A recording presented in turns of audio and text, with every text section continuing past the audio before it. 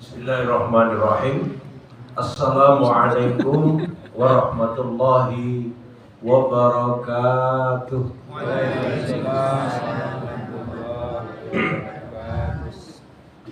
Alhamdulillah, alhamdulillahirabbil alamin. Wa bihi nasta'inu ala umuri dunya waddin. Asyhadu an la ilaha illallah wa asyhadu anna Muhammadan abduhu wa rasuluhu la nabiyya ba'd. Allahumma salli wa sallim wa barik ala nabiyyina Muhammadin wa ala alihi wa sahbihi wa man tabi'ahu bihuda ila yaumiddin. Amma ba'd, fa ya ayyuhal hadirun, usini wa iyyakum bitaqwallah faqad fazal muttaqun. Kama qala Allah Ta'ala fil Qur'anil Karim, a'udzu billahi minasyaitonir rajim. Inna akramakum 'indallahi atqakum.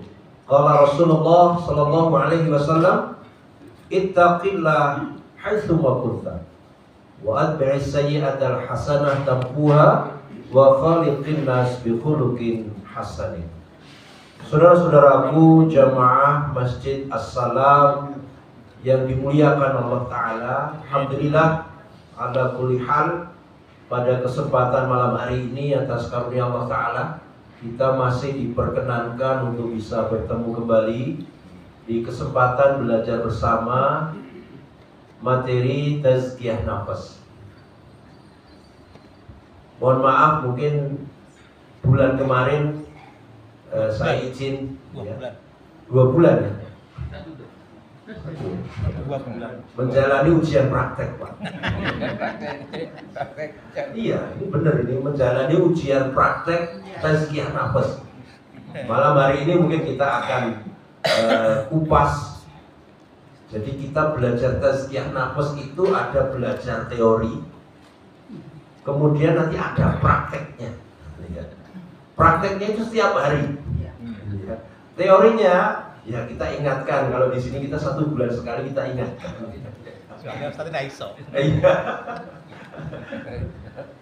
Malam ini spesial, insya Allah akan kita pelajari. Ternyata betul-betul ada ujian praktek yang nanti diberikan Allah, mau tidak mau harus mau. Itu ya. Jadi alhamdulillah, sedikit review pelajaran tazkiyah nafas ini adalah satu pelajaran yang betul-betul sangat mendasar dan penting bagi kita semuanya. Kenapa? Karena tazkiyah nafas ini adalah ilmu bagaimana kita bisa membersihkan hati kita masing-masing, sehingga nanti bisa mencapai tingkat kesucian jiwa. Ini berangkat dari nasihat Rasulullah Sallallahu Alaihi Wasallam dalam sebuah hadis, bahwasanya di dalam jasad kita itu ada segumpal daging. Kalau itu baik, baik semuanya. Kalau itu rusak, rusak semuanya. Rasulullah mengingatkan, ala wahiyal qalb. Ingat, itu adalah qalbun. Nah, ternyata dalam diri kita masing-masing itu ada qalbun, di mana kalau ini baik, baik semuanya. Tapi kalau rusak, rusak semuanya. Apa qalbun itu? Dalam surat Al-Hajj ayat 46 Allah Ta'ala menyatakan al-qulub allati fis sudur. Al-qulub berarti itu jamak dari qalbun. Berarti hati yang ada di dalam dada. Kalau terjemah dalam bahasa Indonesia itu qulub itu hati, qalbun ya. Itu berada di dalam dada. Itu surat Al-Hajj ayat 46. Ayat terakhir itu al-qulub allati fis sudur, yaitu hati itu berada di dalam dada. Masing-masing manusia punya dada. Secara bahasa, qalbun itu memang dimaknai jantung, secara bahasa. Jadi kalau kita belajar bahasa Arab, buka kamus bahasa Arab, misalkan kamusnya Pak Mahmud Yunus, itu kalau jenengan buka qalbun itu maknanya adalah jantung. Tetapi yang dimaksud Rasulullah itu bukan jantung sebagai fasilitas fisik kita masing-masing, Karena jantung itu bagian dari sistem dalam tubuh kita yang memang oleh Allah semua manusia punya jantung. Tapi yang dimaksud Rasulullah, qalbun itu adalah hati nurani. Kenapa? Karena dinyatakan Rasulullah ternyata yang bisa punya penyakit iri, punya penyakit hasad, ya, punya penyakit bakhil, cekil, punya penyakit sombong, kiber, yang punya penyakit bisa menyebabkan orang itu berbuat zalim. Dan ini semua bukan penyakit jantung. Ya. Nek jantung itu kan penyakitnya kalau ke Pak Dokter jantung, ahli jantung tuh mesti ini penyumbatan pasang ring. Harus pasang ring, gitu ya. Atau jantungnya bengkak. Kita nggak mungkin, dok, saya itu punya penyakit hasad, dok.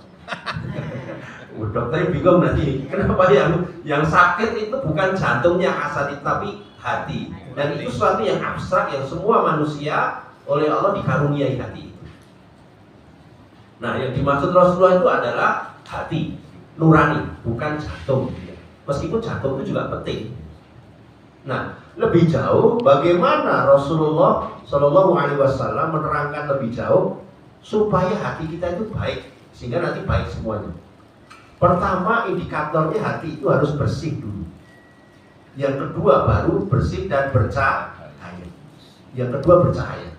Kalau hatinya bersih dan bercahaya, maka insya Allah itu nanti baik semuanya. Bagaimana Rasulullah mengajarkan kita untuk menjaga kebersihan hati? Dalam hadis lain Rasulullah mengingatkan seorang mukmin itu mestinya hatinya bersih. Kemudian Rasulullah mengingatkan ketika dia berbuat maksiat, maka ada noda di dalam hatinya. Ketika dia itu taubat, istighfar, ada harapan, noda itu dihapus oleh Allah Ta'ala. Noda itu dihilangkan.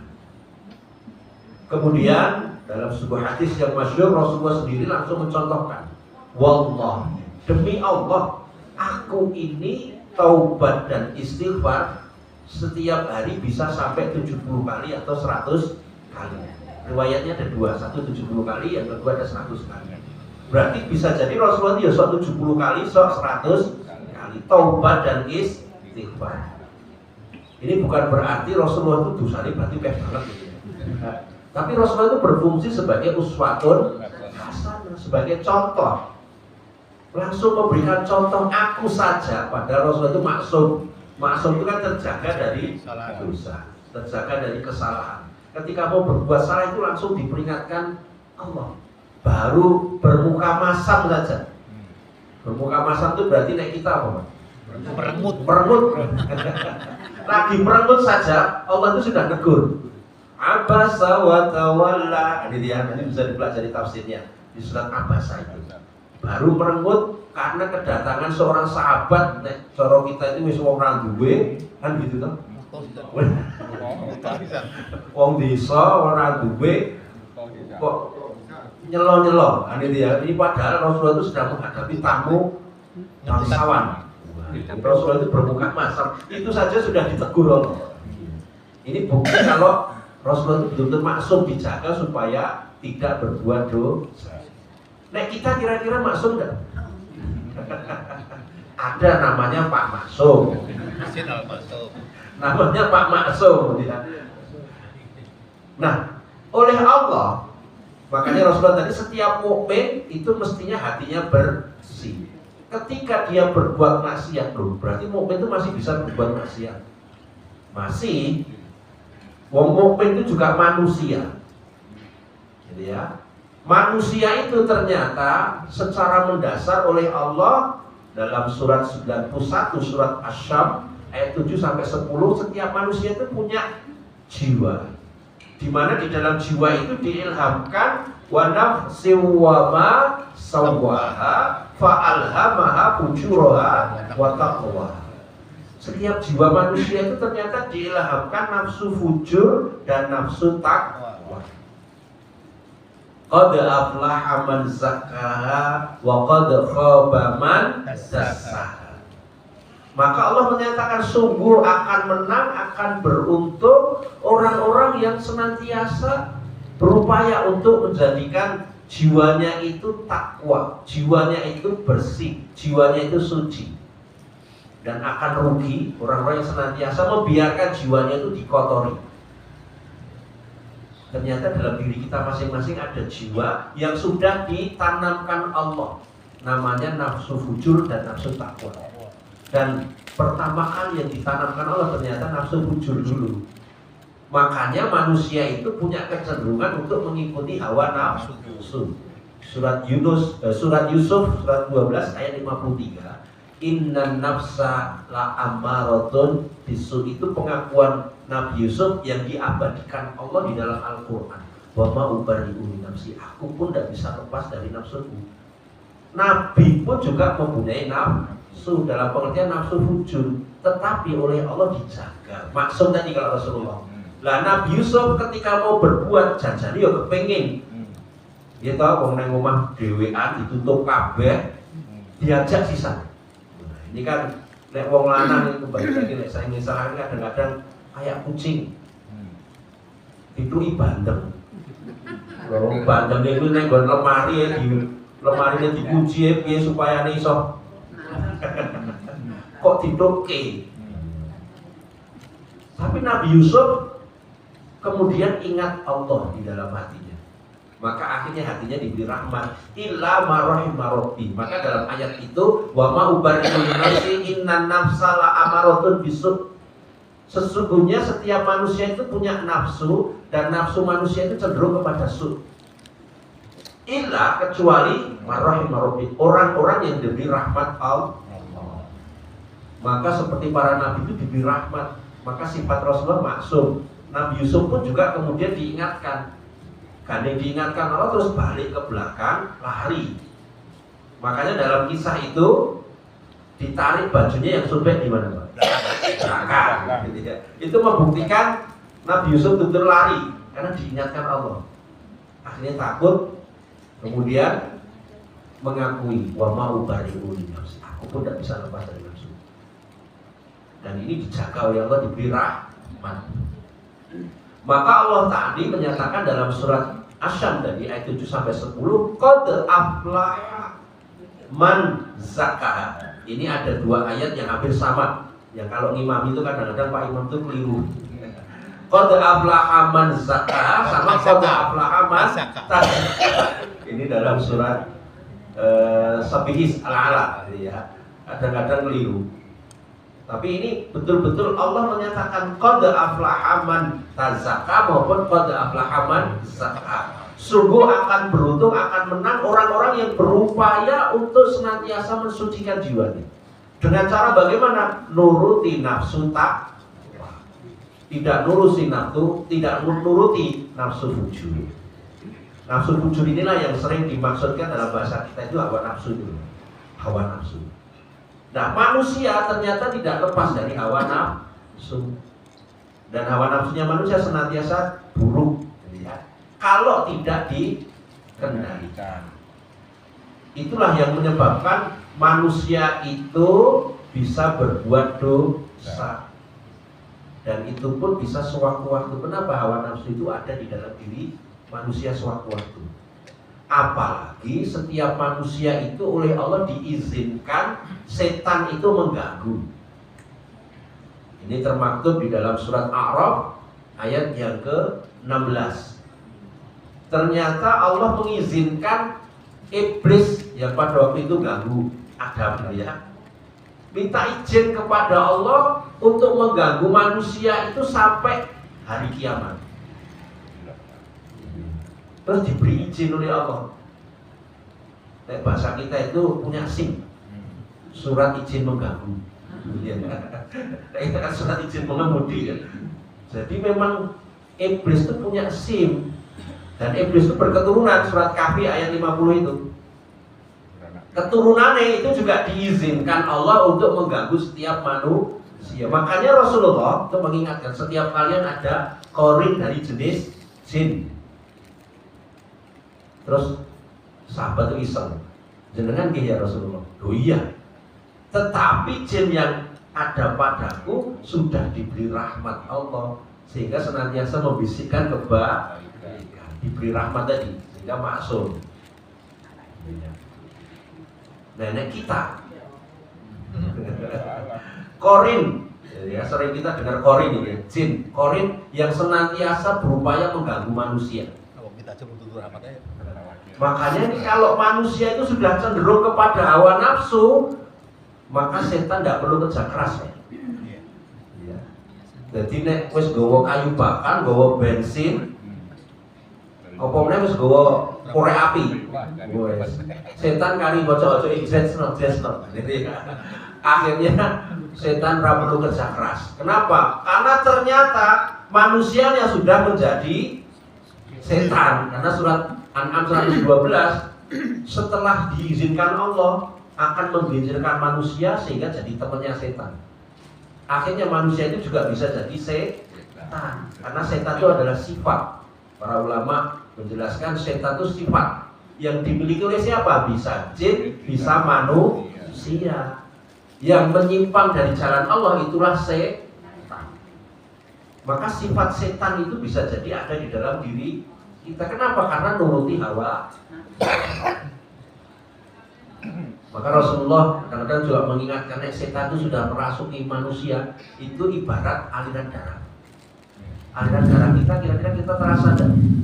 Enggak terasa ya. Tapi ini mengalir, ini satu tubuh itu kita, masya Allah, mengalir aliran darah tapi enggak terasa. Setan juga begitu. Tahu-tahu setan itu bertengger di dalam hati, memerintahkan hawa nafsu, berkolaborasi dengan hawa nafsu, sehingga kalau nanti berada di mulut, maka yang keluar dari mulut tuh nyun sewu nek ngomong yo nganjelke, nyeleketke. Kan ngoten to. Nek di pikiran enake berpikiran negatif. Victor. Nek nanti di mata, matanya juga untuk apa? Kalau di tangan, tangannya ngapain?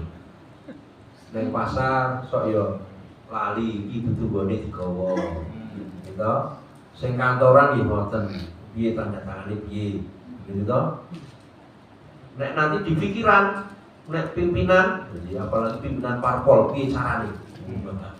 Apalagi pimpinan politik, apalagi pemimpin yang diberi kekuasaan, ya seperti Fir'aun bisa sampai menyatakan ana rabbukumul a'la. Nek diberi harta yang banyak oleh Allah, ya nanti bisa seperti Qarun. Dia menyatakan ini semua hasil keringatku. Harta gue apa ya terserah loh. Nah ini Qarun. Nah kadang-kadang kita nggak terasa yo ada Qarun di dalam diri kita. Yo sok-sok yo enek Fir'aun nih, kan ngoten to. Yo sok dadi Fir'aun, yo sok-sok dadi Qarun. Yang celakanya kita itu nggak sekaya Qarun. Tidak seberkuasa Fir'aun. Ini kemakine kaya Fir'aun. Sombonge kaya kok. Nah, inilah yang menyebabkan manusia itu termasuk orang iman. Orang iman itu juga masih manusia, Pak. Ini kita itu sering jajan timus. Kita wis dadi timus ning rasa telone jek enek. Jajan klenyem. Klenyem itu meskipun dicampur kali gula kali klopo, rasa kuwi itu saya betul. Masih manusia itu kayak gitu. Meskipun kita itu sudah pakai baju takwa, meskipun kita itu sudah dilumuri dengan keimanan setiap waktu, setiap saat. Ini yo iji enek menungso nih, iji enek nafsu, ujurnya masih hawa nafsu. Setan ya si klinter. Kita ini yang masjid itu ya oh. Ya luput. Tapi kalau di luar masjid, masya Allah, na'udzubillah. Makanya orang iman itu Rasulullah itu mengingatkan, iman itu bisa berkarat. Pernah nanti nih, ada hadis, iman itu ternyata bisa berkarat. Berkarat itu maksudnya apa toh? Tayangan nek Jawa ini. Iman itu sunayang. Kenapa? Karena tadi ada noda-noda, ada dosa-dosa yang menyebabkan hati kita itu bisa bernoda. Kalau nodanya itu tidak segera dibersihkan, maka bisa jadi khawatirnya noda itu akan semakin banyak, akan menutupi hati. Kalau hatinya banyak nodanya, maka hati itu akan menjadi hati yang sakit. Rasulullah menjelaskan hati manusia ada 3 jenis paling tidak. Pertama ada hati yang sehat, itu hatinya orang iman itu mestinya sehat, yaitu hati yang bersih terus, dijaga kebersihannya. Yang kedua hati yang sakit, itu hati yang sakit itu hatinya orang munafik. Dalam surat Al-Baqarah ayat 8-20 itu ada fi qulubihim maradun fazadahumullahu maradun. Hatinya orang munafik itu hati yang berpenyakit. Yang ketiga itu hatinya orang kafir, itu hati yang mati. Nek sakitnya orang yang diobati, nanti semakin banyak hatinya akan mengerak, semakin hitam, lama-lama hatinya itu mati. Nek hati yang mati itu hatinya kafir. Orang-orang yang kafir itu hatinya mati. Kenapa? Karena khatamallahu ala qulubihim, akhirnya ditutup oleh Allah Ta'ala. Wes itu nanti sawaun alaihim a'andar tahum amlam tungdirhum la yu'minun. Podo wae dikandani yo. Orang Jawa bilang mlebu tangan metu kiwa. Itu bisa seperti itu. Makanya Rasulullah mengingatkan bahwa orang mukmin itu mestinya hatinya bersih. Bisa berpotensi berbuat dosa karena masih manusia. Makanya orang iman, orang takwa itu kalau dalam surat Ali Imran ayat 133 sampai dengan 136 ya. Itu salah satunya kan ciri orang takwa itu walladzina idza fa'alu fahishatan aw zalamu anfusahum dzakarullah fastaghfaru lidzunubihim. Ternyata orang iman, orang takwa itu cirinya orang yang ketika dia itu berbuat zalim. Walladzina idza fa'alu fahishatan, atau dia bisa berbuat fahisyah. Fahisyah itu berbuat keji, berbuat jelek, berbuat yang tidak semestinya. Itu bisa. Kenapa? Karena tadi ada hawa nafsu, ada setan. Maka sepinter apapun, nyun sewu arep gelari kiai ustaz, nek wis berbuat jahil, maka jahil itu bukan bodoh koyo kebulu ngalungu, koyo kebu, bukan begitu. Tapi jahil itu karena dia nuruti hawa nafsu, tahu perbuatan itu jelek, ini jadi lakoni. Kenapa? Karena dorongan hawa nafsu, karena bisikan setan itulah bisa terjadi seperti itu. Dan itu sangat mungkin kita masing-masing itu juga bisa berbuat jelek. Audzalamu anfusahum, atau mendolimi diri kita sendiri. Tetapi bedanya kalau orang iman, orang takwa itu zakarullah, ketika ingat Allah atau diingatkan Allah, bisa jadi dirinya ingat Allah, bisa jadi diingatkan Allah melalui orang lain.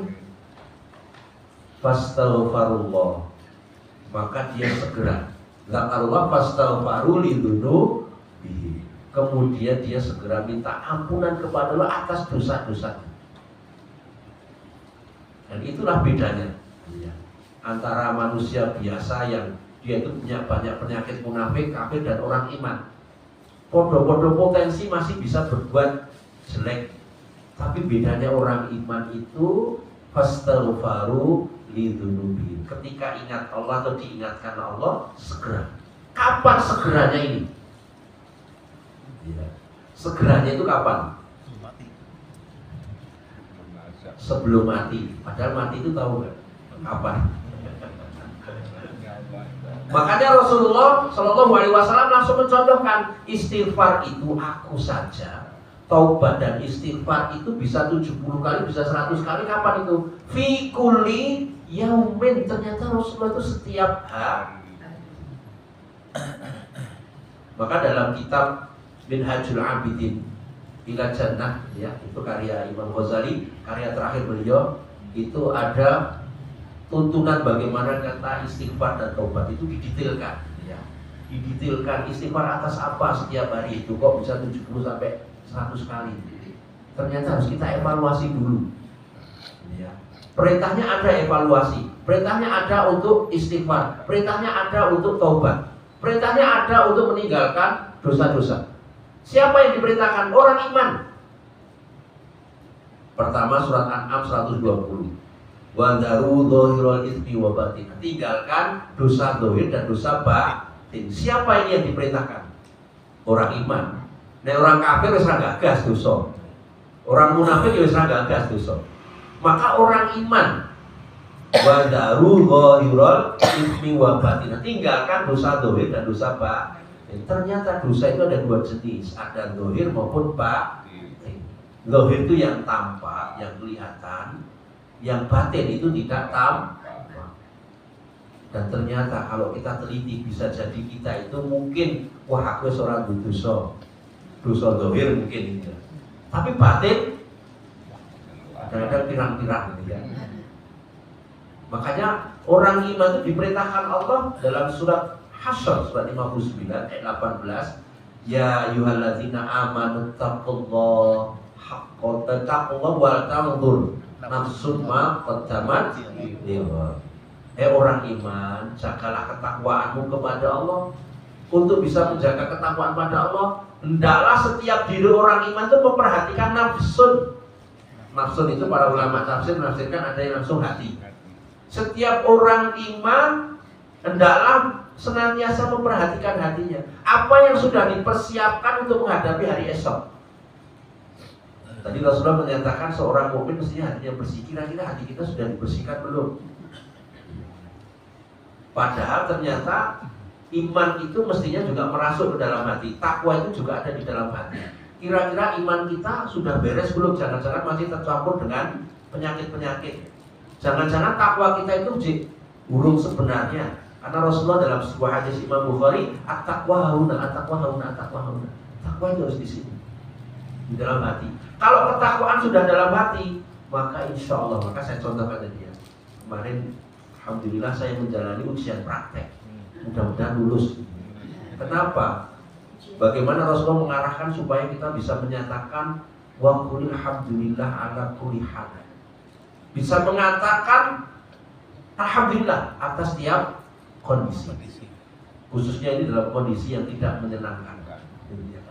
Ini dalam sebuah hadis Rasulullah Shallallahu Alaihi Wasallam, hadis riwayat Imam Ibnu Majah ya, nomor 3803. Rasulullah Shallallahu Alaihi Wasallam ini dari Aisyah ya.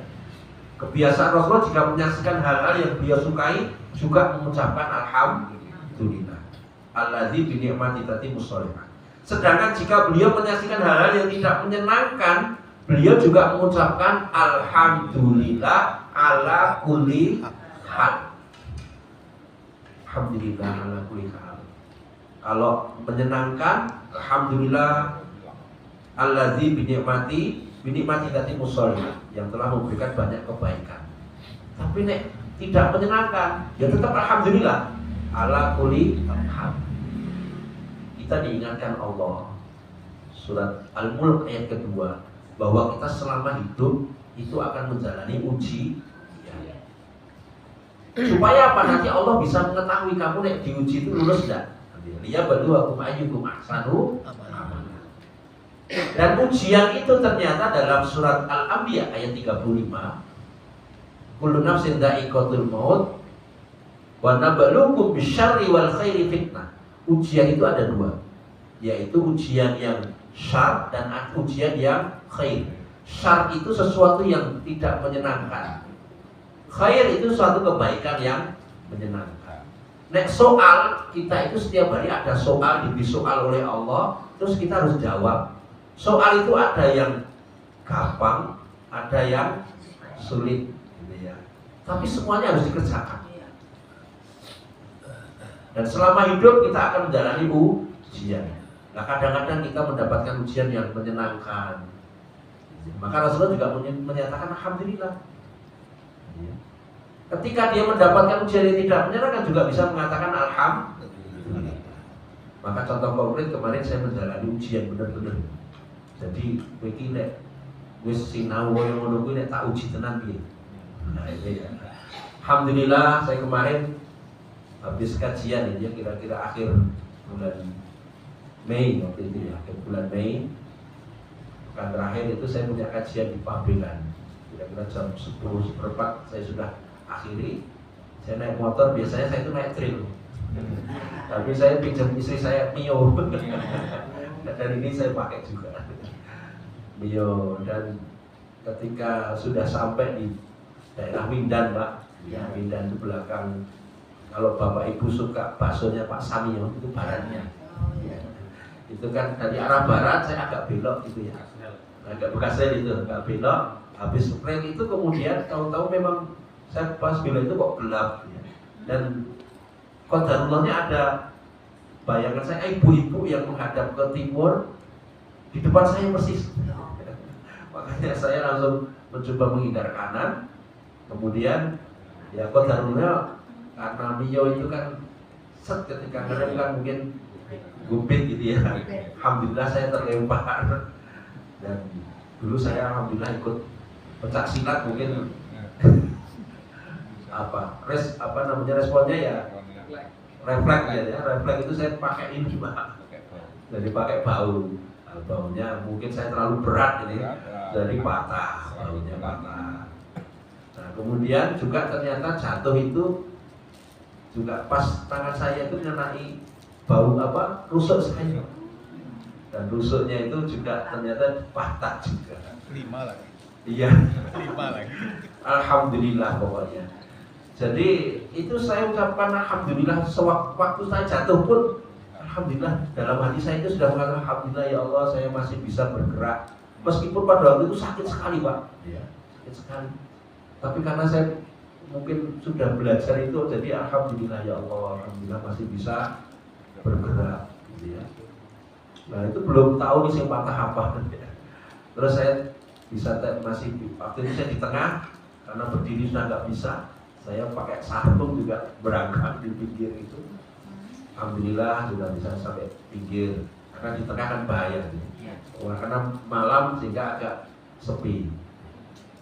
Terus saya bisa nelpon istri saya, sama anak terus dijemput. Tapi saya udah nengok di belakang, ternyata memang ada ibu-ibu yang di belakang itu, di belakang saya itu sudah di pinggir terus teriak-teriak, aku ditabrak, Masya Allah, berarti tadi nabrak ya.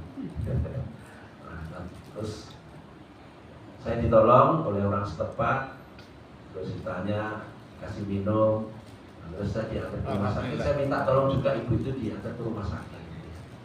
Alhamdulillah saya dibawa ke ortopedi. Waktu itu ortopedi sudah diagnosa ternyata patah bahu sama di rusuk. Dan ketika ya clavicula ini sama rusuk ya. Nah rusuk ini ternyata ortopedi nggak bisa nangani, harus ke Muardi. Karena Karima juga tidak bisa nangani, rumah sakit rumahnya juga tidak bisa, karena ini berkaitan dengan organ dalam. Dan waktu itu memang didiagnosa juga paru saya itu bengkak, parunya bengkak. Terus alhamdulillah waktu masih di ortopedi saya dikabari sama yang nolong ibu-ibu itu, ternyata alhamdulillah ibu-ibu itu nggak apa-apa, nggak ada luka, nggak ada darah, nggak ada sakit. Ternyata cuma kaget, ya jatuh tapi karena kaget. Makanya alhamdulillah saya ucap alhamdulillah berarti saya nggak nabrak. Nah terus alhamdulillah juga masih bisa dibawa sama istri saya, langsung dicabut langsung ke Muardi. Dan Muardi itu langsung dicek karena alatnya mungkin lebih komplit gitu ya. Masih dicek kepala juga ternyata ada gegar ringan. Kemudian benar di sini patah bahu, kemudian rusuk. Maka di situ meskipun murah sakit memang sakit sekali. Tapi saya masih alhamdulillah ya Allah, ternyata cuma kepala gegar ringan. Saya cari alhamdulillah, gimana supaya bisa alhamdulillah. Kenapa? Karena ada orang yang kecelakaan tapi ternyata betul-betul kepalanya itu bisa sampai saya tidak bisa bayangkan. Gitu ya. Maka di situ saya masih bisa bicara, saya masih bisa mengingat, saya syukuri. Meskipun ya gerak-geriknya kan pusing ya kan dia. Bahu patah alhamdulillah cuma satu. Masih bisa ditangani alhamdulillah. Masih bisa alhamdulillah. Rusuknya juga patah 5. Tapi dokter informasinya yang di plat cuma 3 Pak. Karena yang 2 itu hanya macam retak ya, retak terus harapannya dikasih obat itu bisa ngatur lah. Itu saya tetap alhamdulillah ya Allah tidak 7. Dan rusuk kan 7 gitu ya. Masih bisa alhamdulillah. Dan saya berupaya untuk dalam hadis Sebuah hadis saya ingat Rasulullah itu, jangan kamu katakan lau seandainya atas sesuatu yang terjadi pada kamu kalau itu sesuatu yang musibah. Kalau kamu mengatakan lau seandainya, maka bisa jadi nanti kamu nyari kambing hitam, bahkan bisa nyari salahnya Allah itu. Kenapa aku kok diberi musibah? Nah, ya. Padahal semua itu datang dari Allah. Akhirnya bisa menerima apapun yang diberi oleh Allah, meskipun itu musibah. Maka kita bisa mengucapkan alhamdulillah. Dan itu saya rasakan itu belajar atau teori dari tazkiyah nafas. Kalau kita belum belajar itu mungkin itu enak bersulo orang bersulo. Jadi ya, mungkin setelah itu saya mungkin tidak mau isi pengajian. Aku marahin isi pengajian, marahin tiba. Kan begitu. Gara-gara pengajian nih. Kadang-kadang saya juga ngeluh sama Allah, ya Allah keluar itu bagi isi pengajian loh, kok malah jenengan tabrak ini pun. Itu ngeluh. Manusiawi. Gitu, manusiawinya seperti itu. Tapi alhamdulillah karena wah, gue mesti tahu tazkiyah nafas, tak uji kira-kira mampu enggak prakteknya. Kamu bisa mengatakan alhamdulillah enggak? Ala kulli hal, atas setiap kondisi. Maka alhamdulillah karena memang sudah belajar tadi, saya berupaya mencari caranya supaya alhamdulillah. Dan qadarullah, segala sesuatunya itu ketika kita sudah ridho, ketika kita sudah menerima apapun, tidak mencari kesalahan siapapun, kita pasrah pada Allah, semuanya itu dimudahkan oleh Allah. Tim dokter yang direncanakan itu semuanya tersedia. Padahal pada waktu itu dokter itu banyak yang cuti, Pak. Ya. Kenapa libur panjang? Tim dokter. Kemudian paru saya yang bengkak segera disembuhkan sehingga bisa lancar operasinya. Dan operasi pun lancar karena itu masuk operasi besar karena 2. Waktu itu pun 9 jam gitu ya. Tapi dokter bilang, alhamdulillah Pak ini lancar, tidak ada pendarahan dan sebagainya. Alhamdulillah. Dan itu salah satu efek ketika kita pasrah kepada Allah, kita bersyukur, maka semuanya akan dimudahkan. Ya. Itu operasi 2 hari, 3 hari karena mungkin pakai BPJS ini ya, segera pulang. Tapi alhamdulillah efeknya apa? Di rumah juga saya segera untuk bisa bangkit. Ya, saya sudah belajar ke kamar mandi, belajar jalan di rumah. Terus 3 hari di rumah, saya harus melakukan tetek. Saya izin sama istri saya subuh itu, ya kita aku sudah buat melakukan, tak coba ke masjid ya. Alhamdulillah, rumah saya ke Masjid Toba itu kan kira-kira 75 sampai 100 meter. Jalan. Waktu jalan jauh ini ya 15 meter, 10 meter itu ya bukan. Kenapa? Karena waktu itu kan paru-parunya gitu. Nah, istirahat dulu, berjalan lagi. Alhamdulillah sampai sekarang semuanya diberikan kemudahan dan kelancaran oleh Allah. Ya. Jadi ya itu tadi, kita bisa praktek dan bisa betul-betul tidak hanya di mulut kita mengatakan alhamdulillah, tapi hati kita menerima. Ya Allah, saya ridho ya Allah. Dan saya bisa mengatakan alhamdulillah. Alhamdulillah saya masih bisa berpikir. Alhamdulillah saya masih bisa jalan. Alhamdulillah saya masih bisa sholat. Saya masih bisa, ya Allah, saya masih bisa kerja, saya masih bisa nyetir. Alhamdulillah saya masih bisa naik motor lagi. Itu saya syukuri semuanya. Dan itulah praktek. Dan saya yakin Bapak Ibu semuanya punya ujian masing-masing. Dan ini bagaimana kita belajar tazkiyah nafas itu supaya hati kita itu bisa nanti betul-betul bisa menyatakan tadi, contohnya Rasulullah, alhamdulillah ala kulli hal. Ya Allah, alhamdulillah kalau diparingi bojo sing rada rewel ya Allah. Ini untuk menguji kesabaran saya ya Allah. Pokoknya digolai alhamdulillah. Alhamdulillah ya Allah dengan paringnya anak 3 telu-telune beli kabeh.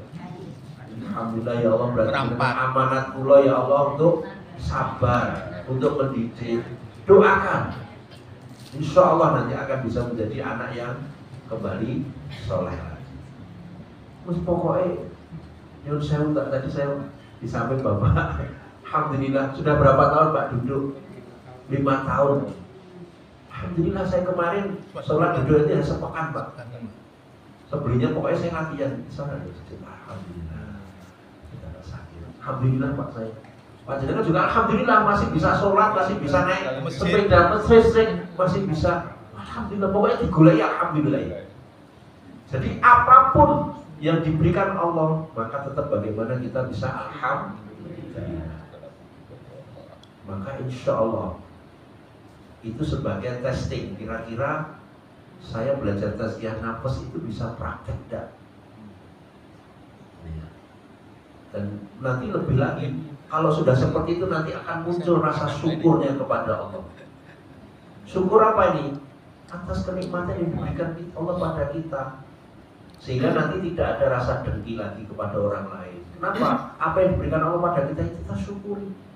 Karena kalau ada penyakit dengki, dalam sebuah hadis Rasulullah, kedengkian itu, hasad itu akan menghapuskan amal-amal. Bahaya. Sudah tidak ada lagi riya, tidak ada sombong. Kenapa? Karena hati kita betul-betul sudah terbiasa untuk senantiasa dibersihkan. Maka Rasulullah mengajari kita setiap hari itu bisa istighfar dan taubat itu bisa 70-100 kali. Ternyata harus dievaluasi.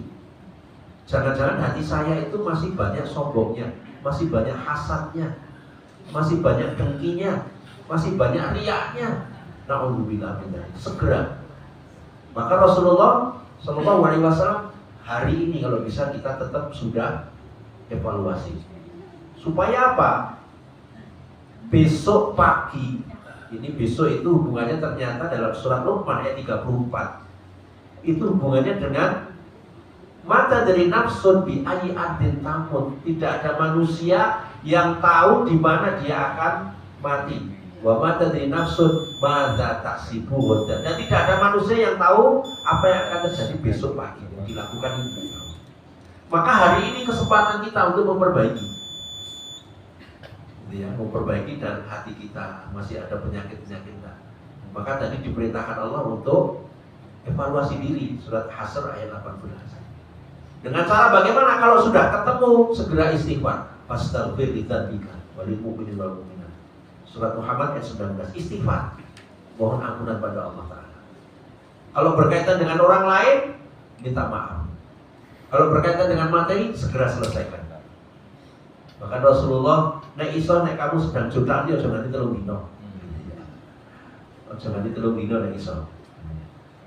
Kalau berkaitan dengan orang lain, itu segera minta maaf. Berkaitan dengan Allah, langsung istighfar dan taubat. Sebanyak apapun dosa kita, insya Allah, innallaha yaghfiru dzunuba jami'an. Surat Az-Zumar ayat 53 sampai 55. Allah akan mengampuni semua dosa asalkan kita mau taubat. Taubat itu maknanya kembali, kemudian istighfar. Insya Allah nanti Allah akan menghapuskan noda-noda tadi. Bahkan orang iman juga diperintahkan untuk taubat. Surat Takhrim ayat 8. Ya ayyuhalladzina amanu tubu ilallah taubatan nasuha. Jadi meninggalkan dosa zahir dan batin diperintahkan. Caranya gimana? Evaluasi, ada tidak dosa-dosa itu. Kalau ketemu segera istighfar, segera taubat dan perbaiki diri. Surat At-Taghabun ayat 8. Siapa yang memperbaiki imannya, wa may yu'min billah wa ya'mal sholihan, istiqomah dalam amal soleh, wa may yattaqillah, siapa yang bertakwa pada Allah, yukaffir anhu sayyi'atihi, maka akan ditutup kesalahan-kesalahannya tadi. Ditutup kesalahannya berarti dosa-dosanya nanti akan diampuni. Kalau kita setiap hari berupaya seperti itu, insya Allah hati kita dalam kondisi baik. Apalagi kalau sudah ada aktivitas seperti itu, amal soleh kita, yo ngaji, yo sholat, yo amal soleh ini akan menjadi cahaya.